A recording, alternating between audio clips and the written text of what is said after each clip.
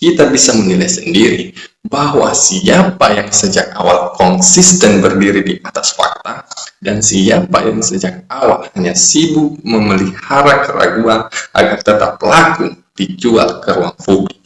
Dan sekarang ketika satu persatu narasi itu mulai ambruk oleh pengakuan mereka sendiri, kita mungkin memang tidak perlu terlalu banyak berdebat lagi.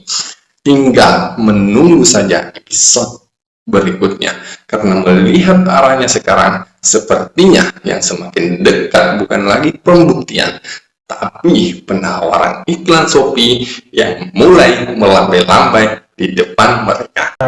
Motif politik juga, aku bukan aktif di partai politik ya. Mungkin hak politik bisa sah saja aku ikutin kan. Betul. Orang kan berhak juga berpolitik, Pak. Itu pun kalau bagiku filosofinya berpolitik itu ada setahun sebelum dan sesudah pemilihan. Setelah itu aku ya siapa kalah atau menang, ayo kita sama-sama bangun bangsa ini kan. Seperti itu hak politik. Makanya yang ada itu adalah benar-benar basic ilmiah, Bang. Kebutuhan ilmiah, pengen mencerahkan masyarakat tadi. Karena apa aku lihat? Karena di kasus pusaran ijazah ini, sampel yang tertinggi yang diteliti teman-teman peneliti itu adalah foto-foto dari orang temannya Bang Dian Sandi yang katanya juga dipoto dari Laci. Itu aja harus mengujinya 2 kali tuh. Uji dulu Dian Sandinya, diuji juga temannya, ya kan? Dan ditanya Pak Jokowi udah 3 kali berarti verifikasinya. Artinya ini udah nggak tersiar lagi nih. Tersiar udah dokumennya udah omon-omon lah, boleh gue bilang ya, omon-omon sebenarnya itu. Yang bisa katakan udah dokumennya udah kosong lah kan. Udah mendingan gue satu teliti kalau aku ya. Aku mendingan gue satu teliti. Kenapa? Ya kalau misalnya tadi Skopus pasti minta pernyataan dari Pak Jokowi. Mana? Primer itunya karena dia diteliti. Jadi apalagi ini penelitian ini dampaknya nih Bang, dampak sosial, dampak hukum, dampak politis, sekarang dampak budaya. Dampak budaya juga ya? Ya karena udah dilibatkan ada wayang, itu kan budaya kan. Udah sekarang kemarin tuh yang ngomong bahwa itu Chris apa tuh? Oh iya, badik itu yang di ini artinya sudah sampai ke dampak budaya juga. Ini hati-hati, aku nggak boleh lah. Ini kelasnya sudah sangat super hati-hati menurutku. Janganlah main-main di penelitian ini, begitu Bang. Ya, jadi ini saya bisa menyimpulkan lah, bukan menyimpulkan lah, menggambar menggarisbawahi bahwa penelitian dilakukan mereka ini jauh dari kaidah-kaidah ilmiah ya. Unsur-unsurnya itu menurut saya gitu. To be honest ya, memang harus kita akuin sesama peneliti itu kita harus mengkritisi ya. Jadi memang saat itu penelitian mereka sampelnya itu. Walaupun ya kita harus paham juga Bang, bahwa mereka memang tidak ada sampel yang lebih baik. Dan untungnya mereka juga jujur bahwa sampel mereka itu. Itu yang aku lihat, ada sisi ada sisi jujurnya. Yang kayak Bang Rismon bilang diginikan digitukan, ujung-ujungnya kan itu juga yang. Tapi untungnya mereka sebetulnya jujur, sampelnya itu.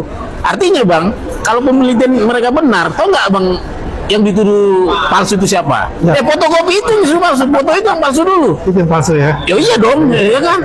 Nggak usah juga langsung berasumsi kemana-mana. Setelah itu baru laporkan Pak Dian Sandinya. Kalau Pak Dian Sandi ngaku, dilaporkannya temannya yang ngasih foto itu. Jadi udah putar sikil-sikil. Udah panjang lah, udah tahap-tahapnya itu sudah menurut aku sudah butuh waktu proses hukum yang panjang lah. Masih lebih dekat kalau kita langsung fotokopi KPU yang legalisir. Ya udah kalau apa-apa KPU-nya langsung tersangkakan, selesai. Ya kan? Udah panjang-panjang Bang.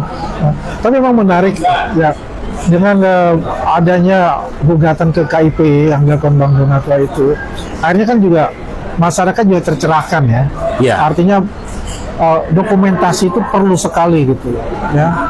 Dokumentasi itu perlu sekali yang nantinya itu tercatat, yang nanti bisa digitalisasi sehingga ya anak cucu kita itu bisa melihat gitu kan, siapa sih pemimpin-pemimpin kita itu ya. Itu kan tujuan utamanya kan adalah bagaimana memperbaiki administrasi yang ada di negara kita, begitu ya Pak? Ya memang Bang.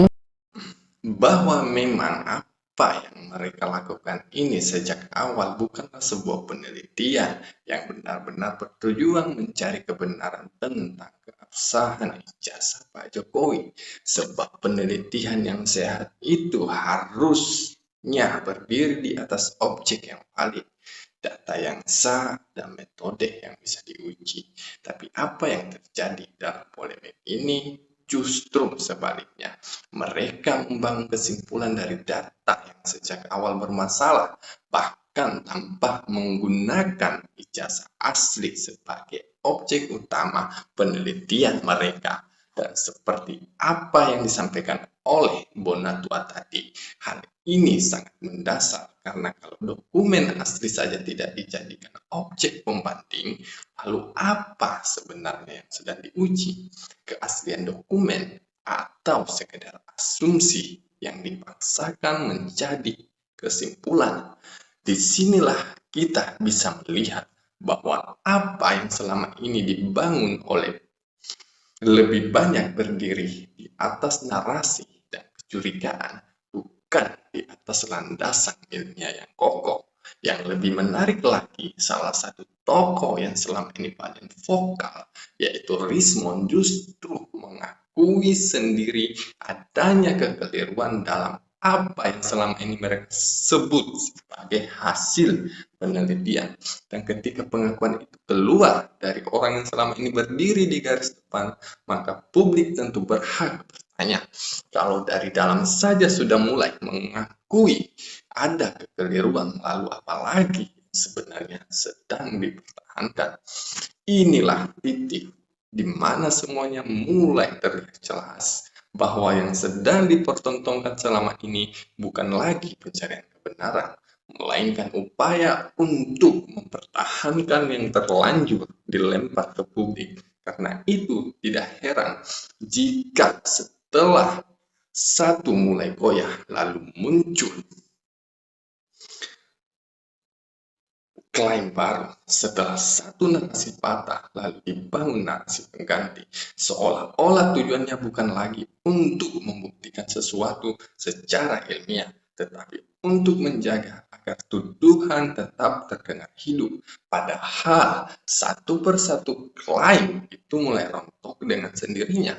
Mulai dari foto ijazah yang katanya milik Dumarno, lalu tuduhan bahwa ijazah itu dibuat di Pasar Pramuka, dan berbagai cerita lain yang sempat digiring seolah-olah merupakan temuan besar.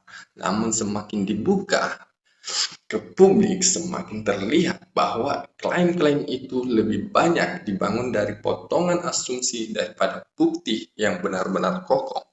Dan disinilah kita belajar penting bahwa penelitian yang dilakukan atas dasar kebencian, prasangka, atau ambisi untuk menjatuhkan seseorang pada akhirnya akan runtuh oleh kontradiksinya sendiri. Karena penelitian sejati itu mencari fakta, bukan mencari panggung. Mencari kebenaran, bukan mencari pembenaran. Menguji data, bukan menggiring opini. Jadi, teman-teman, pada akhirnya kita bisa menilai sendiri bahwa siapa yang sejak awal konsisten berdiri di atas fakta, dan siapa yang sejak awal hanya sibuk memelihara keraguan agar tetap laku dijual ke ruang publik. Dan sekarang, ketika satu persatu narasi itu mulai ambruk oleh pengakuan mereka sendiri, kita mungkin memang tidak perlu terlalu banyak berdebat lagi. Tinggal menunggu saja episode berikutnya, karena melihat arahnya sekarang, sepertinya yang semakin dekat bukan lagi pembuktian, tapi penawaran iklan Shopee yang mulai melambai-lambai di depan mereka. Saya kira itu dari saya. Wallahul muwaffiq ila aqwamit thoriq. Wassalamualaikum warahmatullahi wabarakatuh.